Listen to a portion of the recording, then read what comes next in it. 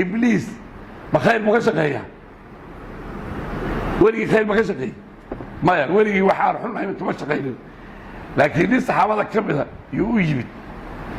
ستور كمسلمين تهيي بيت المالك وحوي وني عرور ما قبها يرى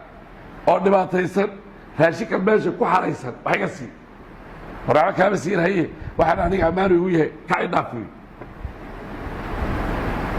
nabiga markuu ka tagay habeenkii uu ku yiri ninkii ku yimid wuxuu ku yiri saasuu igu yiri waa beeraan uu yiri uu ku soo noqon doonaa habeenkii dambe ku soo noqday wariyaa wuxuu yiri dibkii aan ku sheegtay wali waa haya ilmihi waa tacbaan raashinka waxa si habeenkii dambe waa fiijiyey habeenkii saddexaad yuu ku soo noqday wuxuu dacay ibliis inuu qabtaba gabigiisa oo xidhaba inuu tiirka masaajidka ku xidho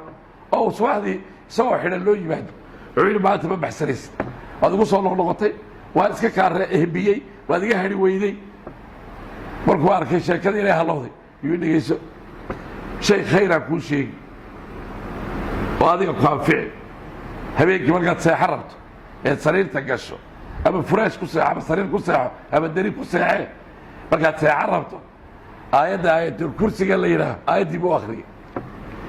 abu hurayra wuxuu ahaa inaad khayrka u jecel ninkii ku qabaamahayeba oo inuu xidho uu rabay aayad kursigii macallin buuba u noqday ninkii ma macallinkaagaad xidhi aayaddii buu ka qaatee warriyow ka xidhaafku ku yidhi subaxdii buu nabiga u yimid wuxuu yidhi ninkii xalay muxuu suubiyey rasuulka ilaahayow markaan qaban rabay oon xidhi rabay yuu intan ii sheegay wey waxa uu kuu sheegay waa run buu yidhi laakiin isagu waa beenaane ninka kugu soo noqnoqonaya magaran waa ibliis marka meesha waxaa laga qaadani ruux aan waxa ku tooslayn wax khayra uu kuu sheegi karaa waanaad ka qaadani